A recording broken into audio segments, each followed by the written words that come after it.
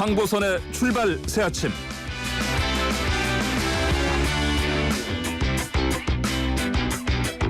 네, 8월 17일 오전 8시 정각입니다. 다양한 우리 사회 이슈를 초선인들의 시각으로 살펴보는 초선 열전 시간입니다. 자, 먼저 이영 국민의힘 의원님 나오셨습니다. 안녕하십니까? 네, 안녕하십니까. 이영입니다. 네, 반갑습니다. 자, 그리고 김남국 더불어민주당 의원님 스튜디오에 막 지금 들어오셨습니다. 네, 안녕하세요. 살고 싶은 도시 생생도시 안산 단원을 김남국입니다. 예, 원래 오래전에 오셨는데 저희가 저 코로나 때문에 방역 때문에 스튜디오를 좀 따로 지금 격리해서 하느라고 좀 서둘러 들어가셨는데. 자, 준비되셨죠? 김 의원님? 네, 준비됐습니다. 네, 알겠습니다. 자, 먼저 국민의힘과 국민의당 합당이 이제 결렬됐는데 어제 안철수 대표가 기자회견 통해서 입장을 밝혔는데 김남국 의원님 이렇게 사실 될 좀 조짐들이 좀 보이지 않았습니까? 네, 이게 합당되는 과정이나 협상 과정을 보면 사실 불안했었는데 네. 이제 결국에는 합당이 제대로 되지 않고 파기가 조국적으로 좀 선언이 된 것 같습니다. 네. 이제 내용 쪽으로 좀 들여다볼 필요가 있을 것으로 보이는데요. 결국에는 그 두 당 간의 여러 협상과 관련된 내용에 있어서 최종적으로 얼마나 합의에 이르렀는가 이게 굉장히 중요할 것으로 보이는데 성일종 의원님께서 하신 말씀을 좀 들여다보면 국민의당에서 요구를 한 여러 가지 이제 실질적인 지분 요구나 이런 부분은 다 국민의힘에서 받아들였다. 예, 예. 그런데 이제 당명 변경 요구와 차별금지법과 관련된 부분에 있어서는 이견 차이를 좁히지 못하고 있었던 상황이었다라는 이런 말씀을 하시더라고요. 예. 그래서 이 말이 사실이다라고 한다면 어찌 보면 내용적으로는 국민의당에서 요구하는 게 조금은 좀 받아들이기 어려운 무리한 예. 것이 아닌가. 예. 사실은 국민의힘의 이런 어떤 높은 지지율 상황 속에서 당명을 변경을 요구한다는 것 자체가 조금 사실은 받아들이긴 좀 어렵지 않았나 보이고요. 다만 이제 그러한 어떤 협상이 이르는 과정에서 이준석 대표의 어떤 태도나 이런 어떤 상대당을 존중하지 못한 그런 모습은 좀 아쉬웠던 것은 맞는 것 같습니다. 예. 사실은 국민의당이 굉장히 지지율이 좀 낮고 약자적인 어떤 군소정당의 위치에 있기 때문에 오히려 이런 정당을 이렇게 합당을 하려고 할 때는 흡수합당하는 것이 아니라 존중하고 포용하는 그런 모습으로서 예. 좀 합당의 과정에 이르렀어야 되는데 그게 되지 않고 자꾸만 이렇게 좀 힘으로 좀 누르려는 모습을 보이다 보니까 거기에 좀 반발해서 안철수 국민의당 대표가 전국적으로는 합당 결렬 파기 선언을 한 것이 아닌가라는 좀 생각이 듭니다. 알겠습니다. 자, 이영 의원님 당내 좀 주변 분들 좀 의원분들 어떻습니까? 그 반응이? 솔직히 예상은 좀 했었는데요. 예, 예. 그 예상이 현실이 되니까 굉장히 안타까운 상황입니다. 왜냐하면 예. 대선이 바로 앞에 있고 7개월도 안 남았죠. 네네. 이제. 예. 그다음에 범야권이 하나의 단일 플랫폼으로 가지 않으면 네. 힘들 거라는 것은 공감대를 이미 형성하고 있거든요. 그런 상황에서의 결렬이기 때문에 예. 지금 굉장히 분위기는 별로 좋지 않습니다. 근데 작년 같은 경우 4.7 재보궐선거 때 안철수 대표께서 먼저 예. 큰 2번을 지향해야 된다. 그러면서 대선 불출마 선언을 하시고 예.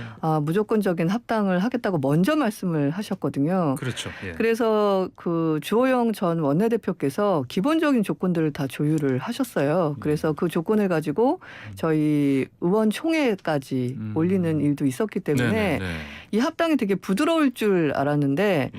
당대표가 이제 바뀌고 나서부터 6월 달에 진행을 했는데 예. 굉장히 많은 조건들이 주호영 전 원내대표께서 그 저희 의원총회에다 말씀 주신 거에 비해서 늘어났어요. 네. 그럼에도 불구하고 다 수용을 했거든요. 예. 수용을 했는데 점점 이 합의가 안 이루어지면서 내부에서는 이게 조건과 내용에 대한 문제가 아니라 다른 것이 있는 것이 아닌가. 그렇다면 예. 사실 쉽지 않지 않느냐라는 우려들이 조금 있었습니다. 예. 근데 결론적으로는 이렇게 됐는데요. 그래도 안철수 대표께서 끊임없이 작년부터 범야권 플랫폼 을 지향하고 계시기 때문에 지금 시간이 있다라고 보거든요. 계속적인 대화가 이루어져야 될 것 같습니다. 포기하지 말고 뭐 결렬은 됐지만 네. 그 이 합당을 위한 노력은 계속 이어가야 된다. 네. 이런 생각이시군요. 자, 그러면 이런 상황인데 사실 어제 기자회견에서 기자들 질문 그 답변할 때 사실 대선 독자 출마 가능성도 완전히 차단하지는 않더라고 보니까요. 김남국 의원 어떻게 보십니까? 예. 안철수 대표 입장에서는 독자 출마 가능성을 열어두고 예. 그리고 중도지대에서 제3세력과 좀 연대해서 힘을 키우는 게 사실 어떻게 보면 예. 본인의 정치력과 정치적 힘을 극대화할 수 있는 수라고 생각을 하실 겁니다. 그리고 실제 지금 안철수 대표가 가지고 있는 여러 지지나 이런 것들을 보면 진보 지지층이나 보수 지지층에서 아주 압도적인 지지를 받는다기보다는 예. 좀 뭐 합리적인 좀 중도라고 하는 사안에 따라서 좌쪽으로 갔다 우쪽으로 갔다 이런 어떤 중도 표심의 지지를 좀 많이 받고 있는 측면이 있기 때문에 오히려 국민의힘에 지금 당장 들어가기보다는 밖에 있는 외부의 어느 쪽에도 결정하지 못하고 있는 세력과 함께 연대해서 여러 가지 이슈와 관련된 사안에 대해서 본인의 목소리를 키울 것으로 보이고요. 오히려 지금 그런 측면에서 국민의당 안철수 대표가 어떻게 보면 일부러 예. 종국 합당과 관련된 이 협상의 결렬을 종국적으로 선언한 것이 아닌가라는 또 생각도 듭니다. 알겠습니다. 깊은 고민 끝에 내린 결정인데, 자, 그 김동연 전 부총리와의 뭐 연대설, 제3지대 연대설도 나오고요. 어떻게 될 것 같습니까? 예. 원래 처음에는 윤석열 전 총장이나 최재형 전 감사원장님이 밖에 계실 때는 제3지대에 대한 연대설이 굉장히 힘을 발휘했는데요. 지금 상황에서는 두 분이 들어오셨기 때문에 힘을 예전처럼 크게 받을 것 같진 않아 보입니다. 그럼에도 불구하고 예. 중도층에 대한 표심을 받아야 된다, 잡아야 된다라는 부분에 대해서 그다음에 개혁에 대한 그 어떤 철학이 예. 김동연 전 부총리랑은 일맥상통하게 서로 계속 메시지가 나오고 계세요. 그래서 예. 가능성은 있다라고 보아집니다. 네네. 그렇군요. 알겠습니다. 자, 저 국민의힘은 계속해서 이른바 윤희 갈등이죠. 윤석열 전 총장, 그다음에 이준석 당대표 이 갈등을 얘기한 건데 뭐 최근에 신지호 전 의원이 뭐 탄핵 발언해가지고 좀 다시는 좀 논란이 됐었고 뭐 또 이제 당사자 두 사람 사이에 뭐 통화해서 서로 뭐 유감을 팼다 근데 사실 뭐 아니다 이런 뭐 얘기가 왔다 갔다 하는데 또 게다가 또 이 내용 뭐 녹취한 걸 또 유출했다 이런 논란이 나왔는데 이것도 보니까 얘기가 또 달라요 보니까 이영 의원님 네. 이게 일단은 윤 전 총장 측에서 뭐 불쾌감을 좀 상당히 세게 드러냈다 이렇게 봐야 되는 거죠 이거는. 이게 녹취 파일이 실제 존재한다라고 하면 예. 사실 충분히 불쾌할 수 있는 상황이고요. 예. 전제하고 불쾌감을 처음에는 언론을 통해서 네. 표출을 하셨는데 이게 지난 연휴 3일 동안 저도 제 같은 당이기 때문에 예. 어떤 당직자가 이것을 언론에다가 얘기를 했는지부터 다 조사를 했는데 실제 실체가 없어요. 실체가 없고 예. 광복절에 이준석 대표가 본인 페이스북에서 예. 녹취 파일도 존재하지 않고 따라서 녹취록도 존재하지 않는다라고 분명히 공개적으로 밝혔기 때문에 예. 제 생각에는 그날 윤석열 전 총장이 전화가 왔을 때 한 60명이 넘는 언론인들이 예. 그 어떤 내용이었냐라고 이준석 대표한테 계속 연락을 했더라고요. 네. 그래서 이게 계속 통화를 하는 게 한계가 있다 보니까 언론과 먼저 인터뷰한 곳에서 예. 본인들이 좀 정리를 한 문서가 예. 다른 언론인들한테 같이 유포된 것이 아니냐라는 쪽으로 지금은 가닥을 잡고 있습니다. 예. 그래서 좀 와전되고 이게 뜬 소문이 이게 확대지 생산된 것이 아닌가. 그리고 추이를 지켜보고 아마 윤석열 전 총장 캠프에서도 대응할 거라고 생각합니다. 예, 알겠습니다. 김남규 의원께는 어떻게 보십니까 이거? 네, 결국에는 그 이영호님께서 말씀하신 게 정확하다라고 생각이 되는데요. 예. 이 사안에 대해서 누가 사과하고 누군가 비판을 받아야 된다면 사실관계가 좀 명확하게 정리가 돼야 되는데 지금 그 부분에 있어서 해명에 대해서 어떤 게 사실인지 이게 좀 특정되거나 확인이 되고 있지가 않는 것 같습니다. 당대표 관계자는 처음에 이게 해명할 때는 자동 녹음이 된 거여서 마치 실수로 이게 녹취록이 나간 것처럼 예. 그렇게 해명을 했는데 또 나중에 이준석 대표는 녹음한 것이 없고 녹취 파일이 없다라는 식으로 해명을 하고 있어서 예.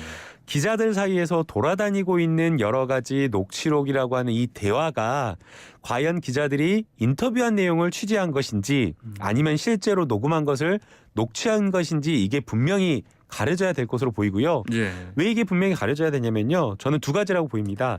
이제 첫 번째는 해명에 있어서 거짓 해명을 했느냐 이 부분이 사실은 의구심이 드는 거거든요.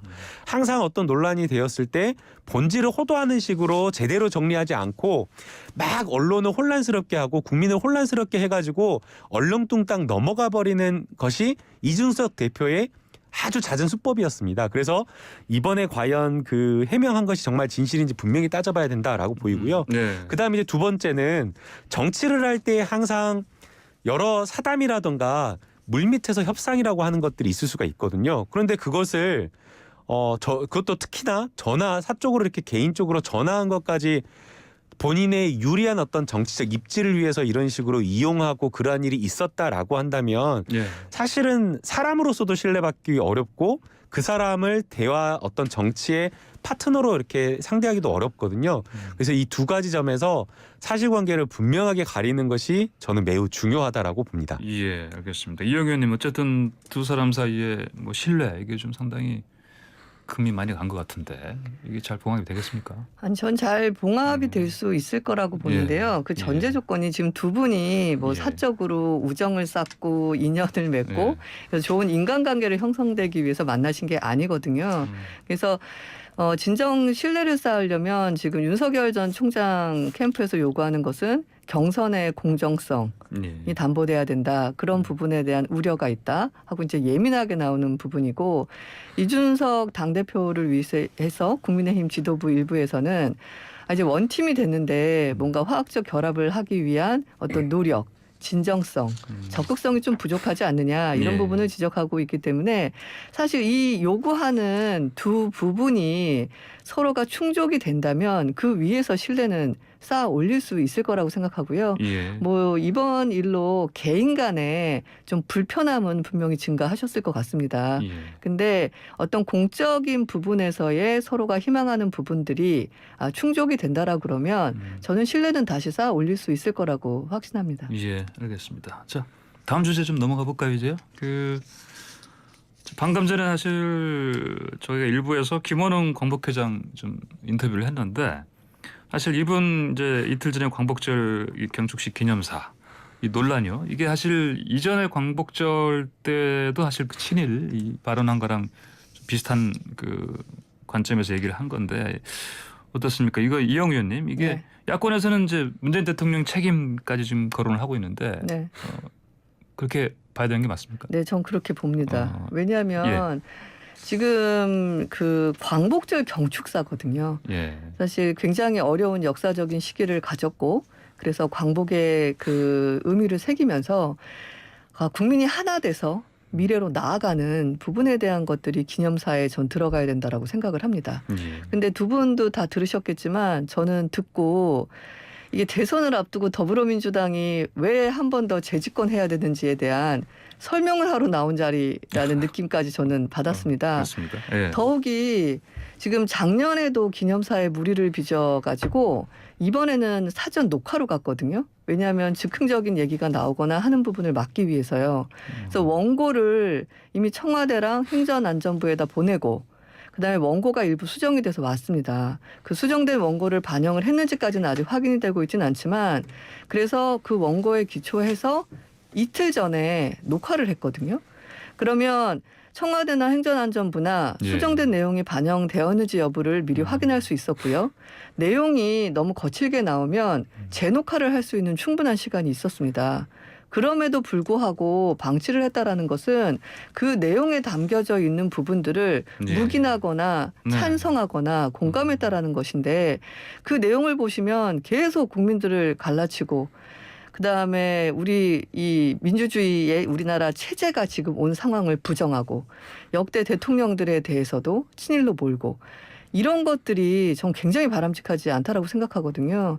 그래서 저는 청와대에 책임이 있고 문재인 대통령에게 책임이 있다라고 생각합니다. 알겠습니다. 김남국 의원님 저 청와대 우리 문재인 대통령의 책임론 어떻게 보십니까? 네, 청와대의 책임을 묻기는 좀 네. 본질적으로 좀 어렵지 않나라는 생각이 듭니다. 기본적으로 광복회장 자리 자체가 대통령이 임명하는 자리도 아니고요. 광복회라고 하는 것이 그 광복회 구성원들이 자율적인 투표에 의해서 회장을 선출하는데 선출된 회장에 대해서 대통령이 이래라 저래라 하는 것 자체가 매우 부적절한 겁니다. 심지어 대통령이 임명한 자리라고 하더라도 어떤 자리에 있어서 그 기관장이 경축사 하는 것을 대통령이 방향을 정해가지고 이거 빼라, 청와대에서 이거 빼라 넣어라 이런 것 하는 것 자체가 있을 수가 없는 일이고요. 그렇기 때문에 이 광복회장의 기념사를 두고 대통령의 책임론을 거론하는 것 자체가 이게 본질적으로 맞지 않는 이야기라고 생각이 됩니다. 아울러서 이제 이영호 의원님께서 말씀하신 대로 이 광복절 행사라고 하는 것이 국민 모두의 행사여야 된다라는 것에 대해서 저도 동의를 합니다. 다만 그 방법이 과거에 대해서 제대로 된 어떤 청산이라던가 우리의 역사를 정말 정확하게 들여다보는 어떤 직시하는 그러한 어떤 역사 인식이 바로 서지 않는 상태로 그냥 좋은 게 좋다라는 식으로 덮어두고 우리의 어떤 잘못된 역사를 짚지 않고 그냥 이렇게 가버린다라고 한다면 그게 과연 제대로 된 우리의 어떤 통합일지 그리고 역사를 바로 세우는 것일지 그런 고민이 저는 필요하다라고 생각이 들고요. 다른 때라고 한다면 계속 뭐 친일청산 이런 것들을 이야기할 수는 없겠지만 다른 사람도 아니고 광복회장이 그리고 광복절날 적어도 친일청산에 대한 우리 역사를 바로 세우자라는 그런 메시지는 충분히 할 수 있는 것이 아닌가라는 생각이 들고 다른 어떤 정치적 해석을 하는 것 자체가 예. 오히려 더 다른 논란을 일으키기 때문에 광복절날 메시지를 광복절에 맞게 좀 저희가 받아들일 필요 있지 않나 생각이 듭니다. 알겠습니다. 아니 제가 한마디 더 드리겠습니다. 예. 지금 다른 데도 아니고 광복회입니다. 광복회는 독립유공자들을 위해서 만든 단체이거든요. 예. 목숨을 걸고 해방을 하겠다라고 뛰어들었을 때 아마 하나된 대한민국 그다음에 선도 국가가 되는 대한민국을 아마 그분들은 원하셨을 것 같습니다. 그래서 다른 데도 아니고 광복회의 기관장은 기본적으로 정치적 평양성보다는 과거에 대한 치유와 미래에 대한 어떤 비전을 제시하는 자리라고 저는 생각을 하거든요. 예. 근데 지금 김홍웅 그 회장께서 제가 지금 살짝 흥분했는데 예. 백선엽 장군도 친일로 네, 언급을 하셨어요. 그 예. 예 하나만 드리면 사실 백선엽 장군께서는 1920년생이세요. 예. 그리고 45년에 해방을 둡니다. 언제 창씨개명을 하셨는지 모르지만 그 부분은 지금 기록에 명확하게 안 나오지만 창씨개명이 강하게 진행됐던 시기를 보면 10대 1대로 지금 추정이 되고 있습니다. 예. 그러면 나라를 잃은 나라에서 그 국민이 창씨개명을 10대 때 했어요. 그거 가지고 지금 친일이니 어쩌니 하는데 이 모든 것에 대해서 친일 논란을 갖고 계시는 광복회장 같은 경우는 국민의힘의 전신인 당에서 당직도 하시고 한나라당에서는 국회의원까지 하셨어요. 그러면 본인이 지금 얘기하는 부분에 대한 것과 완전히 배치되는 상황 아니냐. 근데 그 부분은 왜 했느냐라고 물으면 생계 때문에 했다고 얘기를 하시거든요. 예. 일제치하도 아니셨어요. 개인에 대한 뭘 얘기를 하려고 하냐면 이분이 과연 광복회라는 독립유공자들의 단체를 이끌 만큼 이 존경받을 수 있거나 중립적이거나 아니면 회원들한테 공감을 받고 있는 인물이냐에 대해서는 이미 여러 가지 구설수가 있기 때문에 되게 회의적인 상황이고요. 예. 지금 회원들 간의 송사도 여러 건이 걸려 있습니다. 따라서 저는 다른 단체도 아니고 이 단체에 대해서 계속 연이어 막말을 하고 있고 막말을 막기 위해서 사전 대본까지 청와대랑 행정안전부가 볼 정도인데 예. 이 상황에 대해서 어떤 제재도 하고 있지 않는 부분에 대해서는 굉장히 문제시 된다라는 부분은 꼭 말씀드리고 싶습니다. 알겠습니다. 사실 그 지난해에도 이제 비슷한 논란이 있었기 때문에 이번에 같은 경우는 사실 뭐 좀 정무적으로라도 좀 조율을 했으면 좋았지 않았겠나 이런 조언도 있긴 합니다. 김남국 의원님. 이제 정무적으로 조율을 한다라고 하는 것도 예. 광복회장이나 광복회에서 받아들일 수 있는 선이어야 되는 것이지 예. 그것을 청와대가 힘을 가졌다 권력을 가졌다라고 해서 너라 빼라 이렇게 할 수 있는 건 없지 않겠습니까? 예, 그래서 예. 이거는 적절하지 않은 발언이라고 생각이 되고요. 예. 예, 여러 가지 이제 광복회에 맞는 그 친일 청산에 대한 메시지로 받아들이는 게 우리 사회를 위해서 그리고 제대로 된 역사를 위해서 필요하다고 생각이 됩니다. 자, 알겠습니다. 자, 다음 주제 넘어가시죠. 공군에서 이모 중사, 여중사가 실은 성추행을 당하고 비극적인 죽음을 이제 스스로 이제 결정을 했는데 해군에서 또 이제 비슷한 사례가 나왔습니다. 이게 이제 성추행 피해 사실을 상관이 안 다음에 이제 이걸 물론 이제 이 피해자 본인이 이거는 좀 알리지 말았으면 좋겠다 얘기했지만 그럼에도 불구하고 보니까 초기에 가해자 피해자 분리 조치가 그건 안 됐어요 보니까요. 자, 이 사건의 핵심도 하시면 비슷하다 이렇게 볼 수 있지 않겠습니까? 먼저 이건 이영 의원님. 네네 예. 비슷하다고 보이고요. 예. 일단 경악을 금치 못하는 부분이 뭐냐면 예. 공군 여중사 사건이 5월에 네. 일어났고요. 이미 장례식장에 대통령께서 가셔가지고 다시는 이런 일이 없게 재발 방지하겠다라고 하면서 사과까지 한 일이거든요. 예. 대통령께서 국군 통수권자이시고 그다음에 약속하셨고 이 일은 사실 굉장히 군 내부적으로 엄중하게 다뤄야 되는 거거든요. 근데 같은 시기에 이 사건이 발생하고 은폐 시도를 했다라는 부분 자체는 정말 이건 굉장히 군의 기강부터 문제가 된다고 봅니다. 지금 보면 5월 27일 날 손금을 봐주겠다라고 하면서 성추행이 진행이 됐고요. 그 성추행이 발생하자마자 바로 주임 상사에게 네. 그 사실을 보고를 했습니다. 그런데 그 뒤에 어떤 일이 벌어졌냐면 화해하자고 불러놓고 술 따르라고 얘기하고 술 따르라고 했는데 안 따르면 3년간 재수가 없다라는 이런 식의 막말을 하고 그다음에 이분이 11년 차로 진급 케이스에 놓여 있었습니다. 예. 그런데 계속 이것들이 알려지면 진급에 불이익이 갈 수 있다라는 발언도 하고 기무사에 아는 사람이 많아서 앞으로 어떤 불이익이 있을지도 모른다고 지금 위력을 가하는 상황입니다. 네. 이런 식으로 2달을 있다 보니까 원하는 식의 조치가 전혀 이루어지지 않고 있다 보니까 정식 신고를 하게 된 케이스거든요. 네. 그리고 신고 뒤에 3일 뒤에 지금 숨지는 사건이 발생했습니다. 2달 동안 본인이 말을 하지 말아달라고 했다라는데 이건 사실은 수사를 해서 어느 선인지가 밝혀져야 되는 거고요. 예. 끊임없이 가족들과 나눈 대화나 카톡을 보면 굉장히 많은 문제 제기를 했고 그것이 받아들여지지 않고 심지어 업무에서 배제되는 일까지 발생을 하면서 예. 굉장한 스트레스를 받고 있고 더 이상 이 상태로는 중재가 안 되니 정식 신고를 해야겠다라는 문구가 나옵니다. 예.